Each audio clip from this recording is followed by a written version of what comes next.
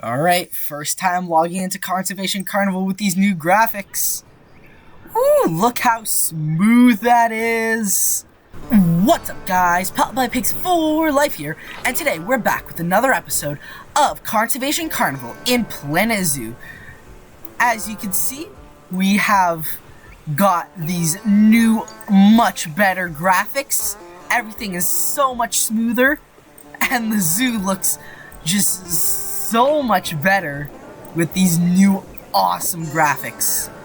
Alright, so yeah, it's definitely been a hot minute since we've been back here. So if you guys remember from last episode, we added in the Asian small clawed otters. Let's see if we can find them. Wherever they may be. Let's see the baby. Let's see the baby. That baby! Oh, it looks even better with the graphics.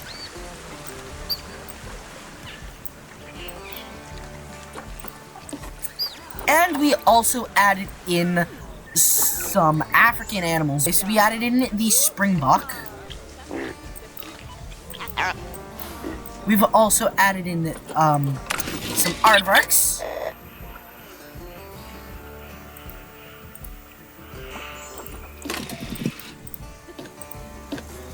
And we added in the meerkats, if I can find them. And it seems like these guys have also been having babies. Look at them! Oh my gosh, they're so adorable. You can barely see them.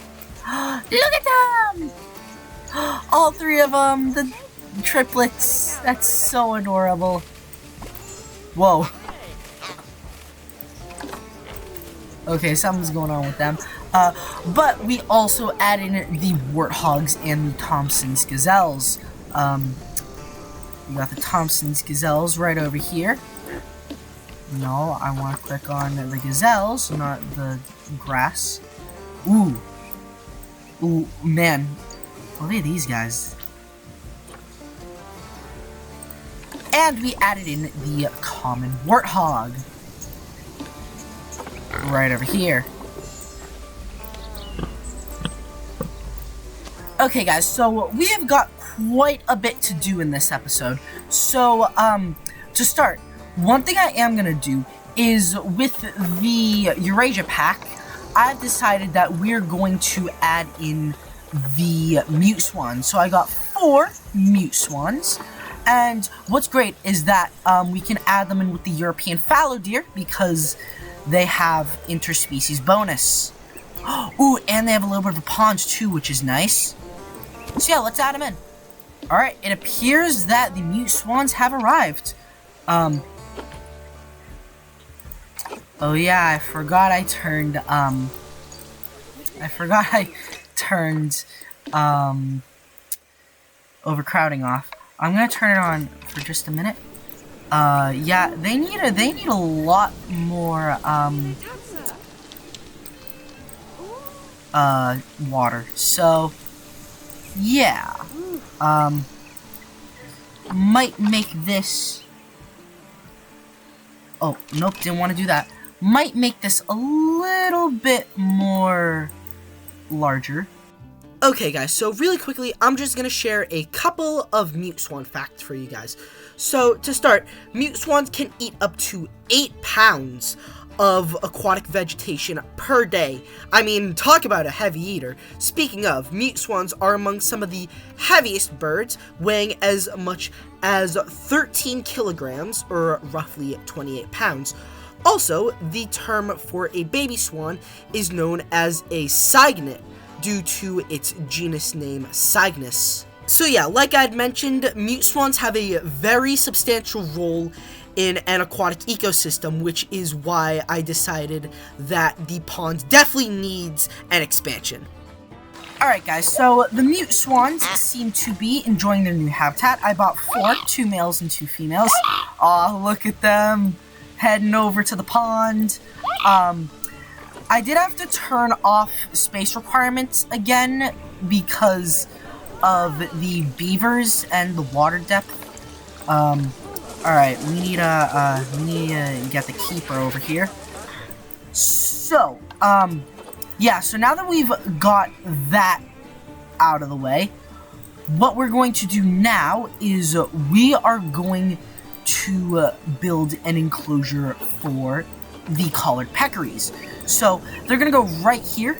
And I think also what I'm going to do is I'm going to make an extension for the pronghorn and black-tailed prairie dog enclosure. Because, like I said last episode, obviously this is not meant to be an authentic wildlife rehab, because this would be a huge no-no, is having the guests see the animals and like be with the animals. Huge no-no if you're trying to rehabilitate wildlife. So, because that, what we're going to do is we are going to make a little bit of an extension so that way the guests can, or not the guests, the animals can get some privacy from the guests. There we go. So obviously, there's a lot of stuff we need to change. I think to make this transition a little bit better, I will add in a heart shelter. And then, of course, we have to add in terrain and plants and all that good stuff.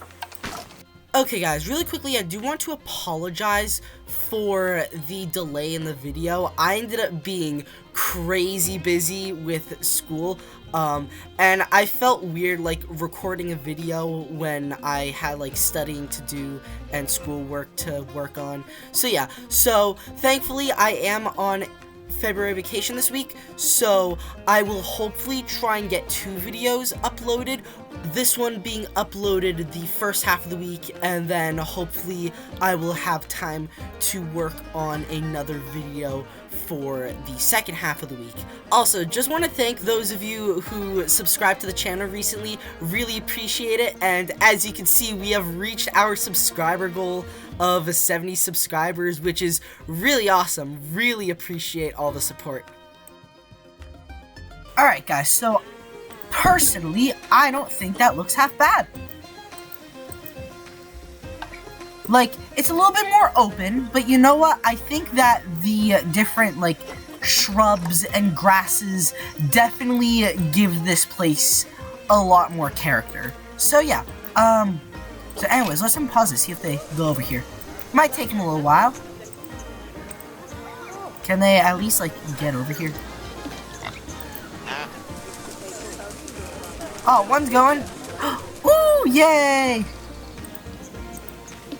Yeah, that way they can get a little bit more privacy from the guests. Oh my gosh, look at the swans! They're swimming!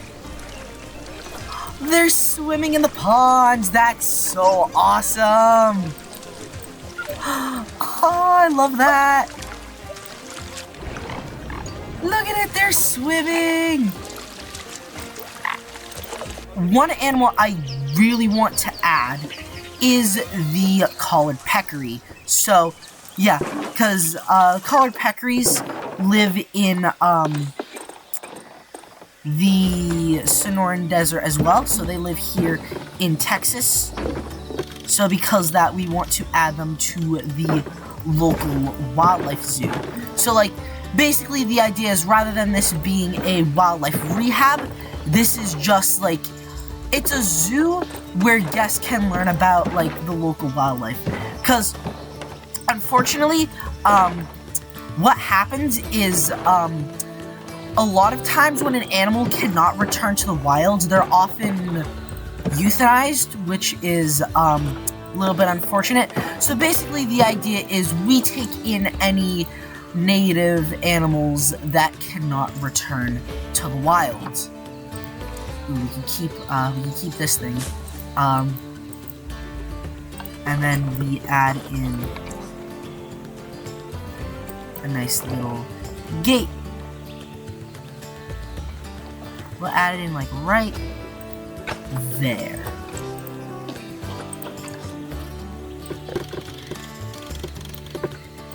And then right here, I'm thinking, let's do a glass barrier. Yeah, that looks good.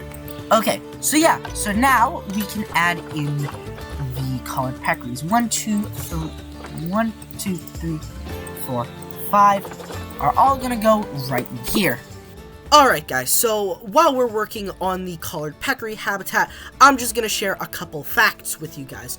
So one fact that I found really interesting about the collared peccary is that the Mayans have actually been known to keep herds of peccaries in captivity, where they would have been used as both a food source as well as different rituals. So also, collared peccaries have an incredible sense of smell, and this trait is used both to find food buried underground, where they would then use their tusks to dig it out, but they would also use this sense of smell for communication with other members of the group. Back onto the topic of food, collared peccaries do not have a ruminating stomach. This essentially means that unlike other hoofed mammals, peccaries do not have the ability to break down plant matter through fermentation. Instead, they have a more complex yet more efficient 3-chamber stomach that is far more suited for digesting tougher plant material. In fact, some studies say that this stomach system is actually far more efficient than those of other hoofed mammals, such as pigs. Alright guys, so I think that this habitat turned out pretty well. So, yeah, I really wanted to capture all, like, the different unique foliage that can be found in the Sonoran Desert. So, yeah, doesn't look that bad. Like, I think it looks fine how everything is, like, all, like, scattered and is sort of like a mess, almost. I don't know. But, yeah, so we've got plenty of enrichment for the collared peccaries. Let's see them. Ooh, here's the male.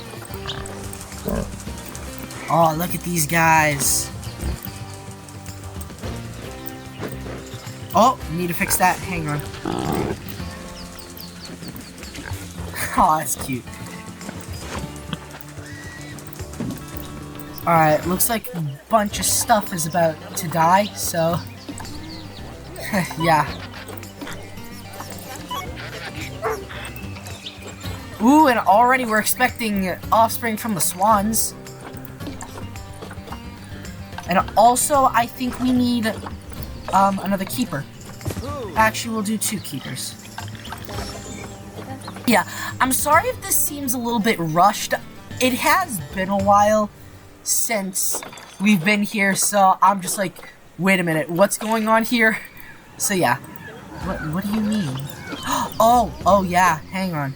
Yeah, so that's the reason why this might be a little bit rushed, is because, like, I'm, like, still kind of figuring out, like, what's happening, because it has been a while. Ooh, and this one's checking out the rubbing pillar too, which is awesome. Oh, I really love these guys. Honestly, these are probably my favorite anniversary animal. In terms of anniversary animals, it probably goes collared peccary, red deer, and then black and white ruffed lemur. Not that I don't like the black and white ruffed lemur. I just like the red deer and the collared peccaries better.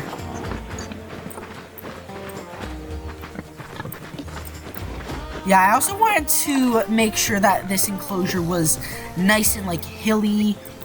And I also love the prickly pear cactus grove. Okay, so anyways, so now that we've added in the 2 new animals, now it's time for the main order of business. We need to talk about the elephant in the room. Ooh, but first we need to take a look at the baby swans!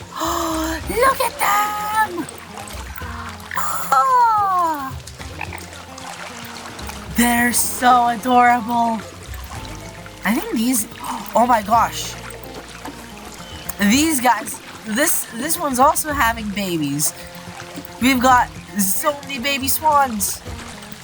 How many baby swans? Okay, so we're now up to 10 swans. So we have 6 babies. 6 adorable baby swans. Look at it! Oh, they're so cute! I know that we've already seen these guys, but they just can't get much better than this. Oh my gosh, and they're one big happy family. I love that. I really do love that. I love the swans.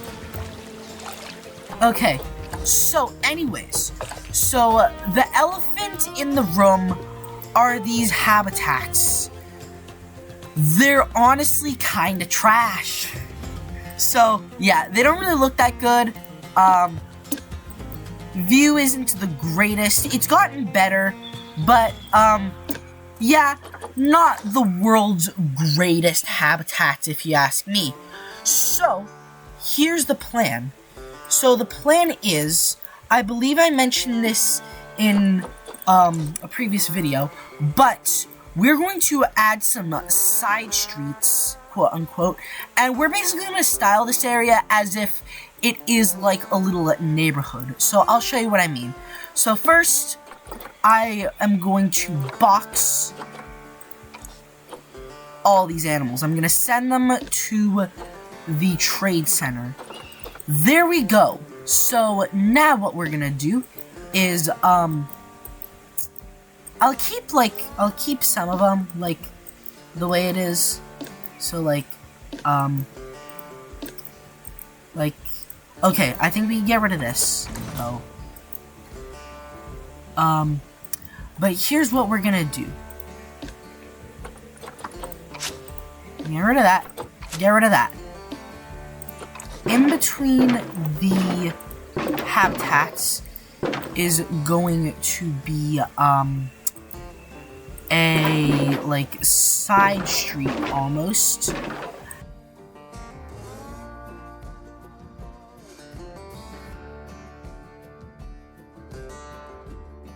Yeah, we'll do that. And then probably what will happen is, in between the railroad and this path, we'll add in some, trees.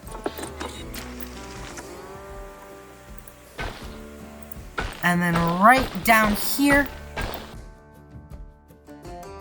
we do that. Also, we can get rid of these.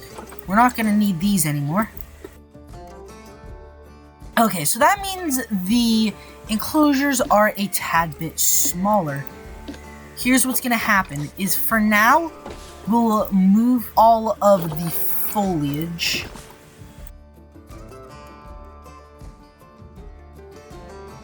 You can also get rid of those. So, basically, here's what's gonna happen.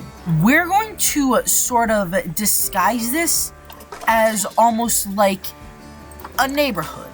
So, what I'm thinking is we're going to, once again, do, like, these houses. I especially like, this building because, well, we can, not only use this for, like, toilets and stuff, but we can also use it for,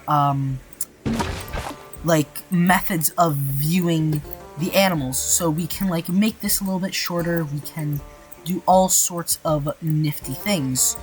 So, here's what's gonna happen. The idea is this is gonna be sort of like a garage almost. And then we're going to add in this little bit. This is supposed to be like a front yard. And what's great is that right here we can fit a couple of counters. So here's the idea. So we're basically going to use these as sort of like stuff that you would see in a neighborhood. So for example, we can use the different drink stalls. So for example, we could use the Pip Shot juice counter as almost like a lemonade stand. Because you know how you go into a neighborhood and you know there's kids selling lemonade. Well, yeah, that's sort of the idea. Then maybe in another yard, we could use the, we can use the, just a memento counter as almost like a yard sale, so to speak. And then we can also use the, let's see, the, Bernie's Bakes, Chief Beef, Hot Dog Squad. We can use those as almost like a potluck / cookout. So yeah, and then the idea is, we're gonna line this place with houses, and we are going to use the backyards as spaces for the animals. So now the plan is, this, since it's like already looking to be a little bit on the smaller end, this will probably be for the main wolves. And then like one area will be for like the timber wolves, other area will be for the dingoes. But we can definitely get rid of these shelters, because another thing is we can use the buildings as shelters and as, like I said, ways of viewing the animals. Okay guys, so the majority of the remainder of the video is going to be a time-lapse, because once again, I did end up biting off more than I can chew with these videos, so to speak. So yeah, so I do end up cutting in like once, just to show you guys like the whole like neighborhood aesthetic that I'm going for with this section. So basically, like, I've had this idea for the longest time. It's just like I mentioned earlier, I've been too busy to like actually record. But here we are. So yeah, so what's great is I found the perfect fence that sort of represents the whole like this is someone's house type of vibe. Also adding in like the different houses. Like, sure, we're gonna use like, we used one of them for the like different facilities. So one of them is a restaurant facility, the other is a way of hiding the viewing dome entrance. And then some of the buildings are just ways of viewing the animals. So as you can see, like this house like has interior, like not interior, but like there's path inside the house for guests to look at what is going to be the main wolves. I feel bad for the baby main wolf because both her parents died, so yeah, so what's gonna happen is we're gonna keep her, and I managed to buy her a mate off camera. So yeah, also adding in some of these barriers so that way the guests aren't phasing through walls. So yeah, one other thing that I quickly want to mention is the subscriber goal. So as you guys know, thanks to all of your awesome support, we were able to reach 70 subscribers long before the end of 2024. So because of that, it is definitely time for a new subscriber goal. Let's see if we can reach 100 subscribers before the end of 2024. Seems a little bit ambitious, and I thought so too, but you know what? I think we can do it. So if you are enjoying this video so far, be sure to leave a like and, of course, subscribe to the channel to see some more awesome Planet Zoo content. So yeah, so that's pretty much all I have to say for now. You know, just adding in the little, like, potluck area. And I will see you sometime in the middle of the time lapse. I managed to pop in, like, right before we get to adding in the animals. So yeah.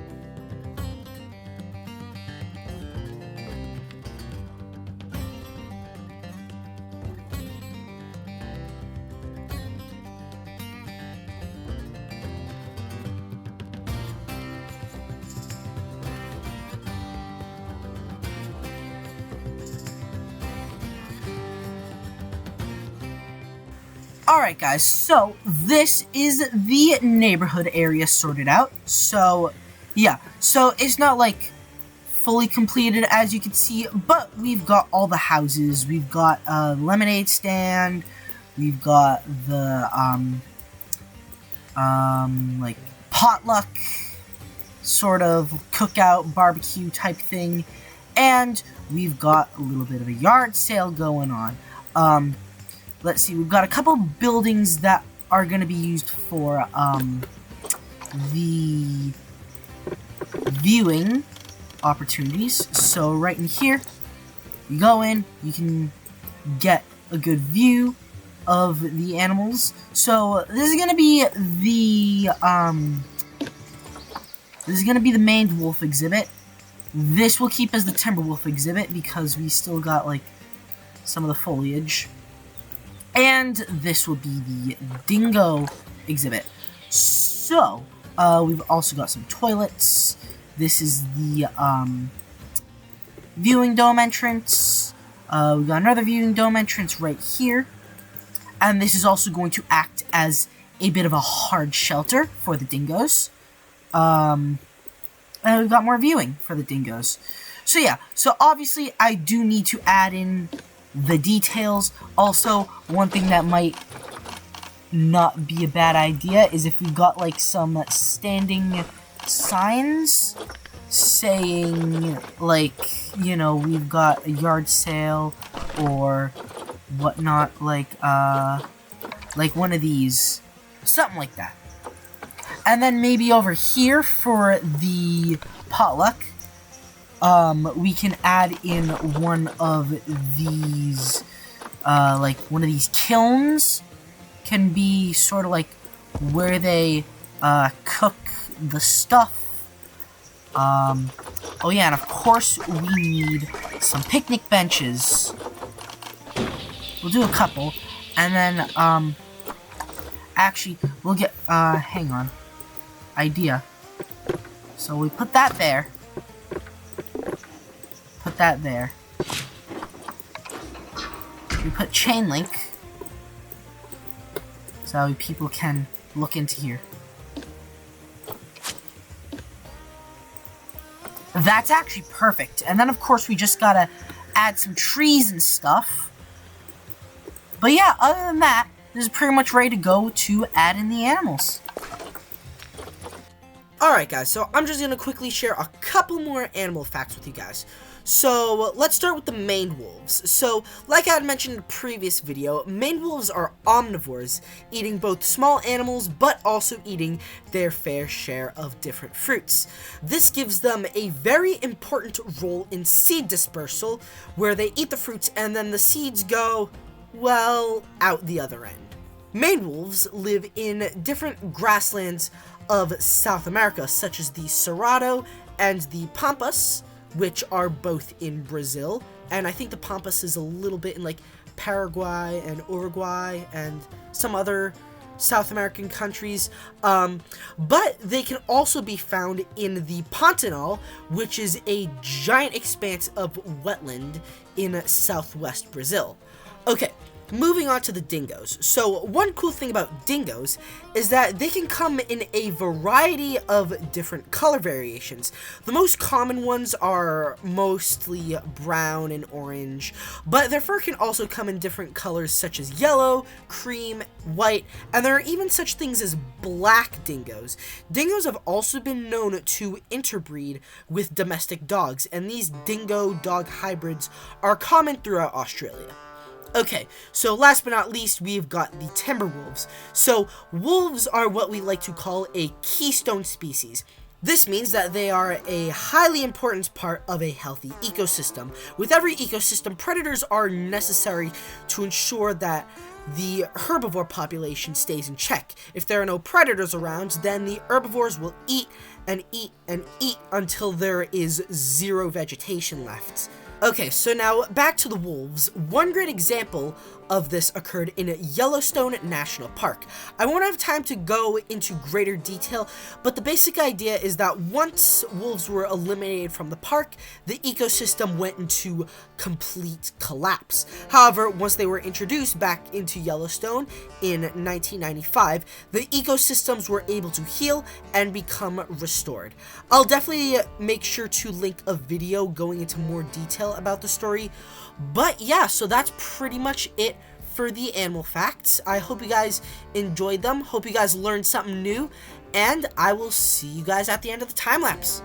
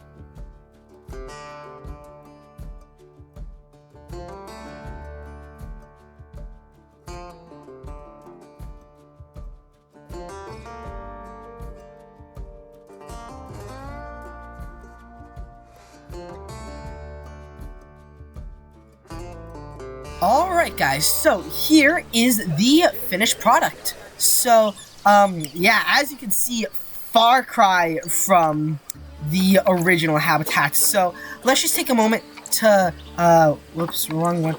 Let's take a moment to just walk about. Really looks like a neighborhood, I must say. We've got the lemonade stand, $1 a cup. Get some lemonade. Right in here, we've got the dingo habitat. Ooh, you can see one right over there.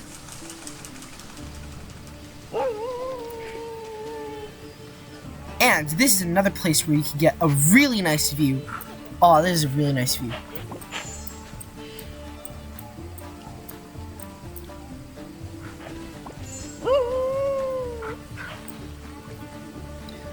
Alright, so then right over here, we've got the main wolf enclosure. But first we need to, like, walk around.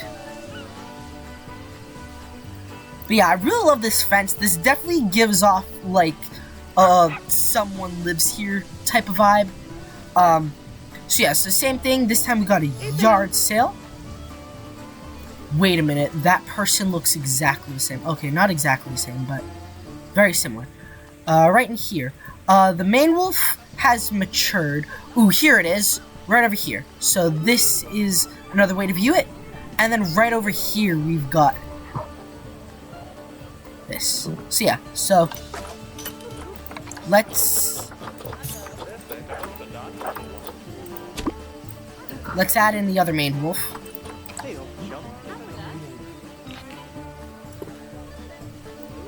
And then this is the potluck, where we've got like some hot dogs, some burgers, other cookout food.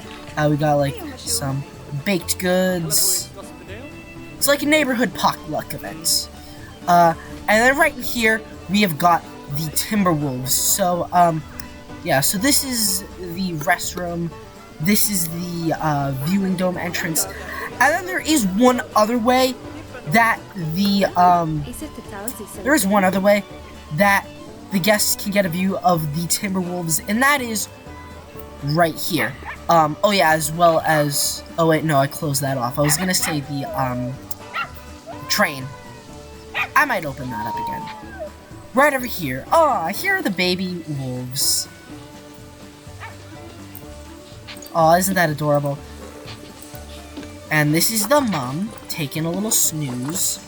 And these are little puppies. Oh, they're so adorable.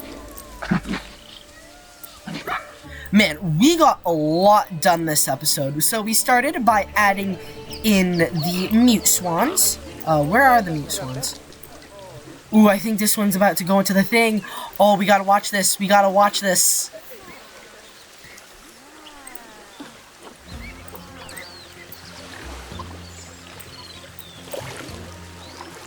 Oh, it's levitating.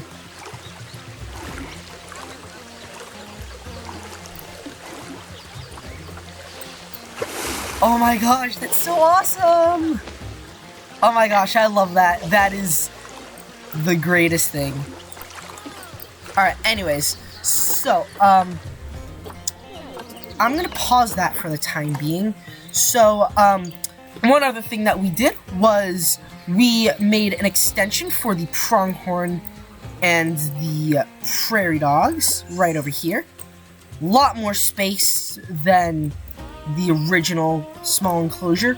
And we added in the Collared Peccaries, who have since had quite a lot of offspring, who, like, a lot of them have already matured. Do we have any more babies? We have one. Little baby! Oh!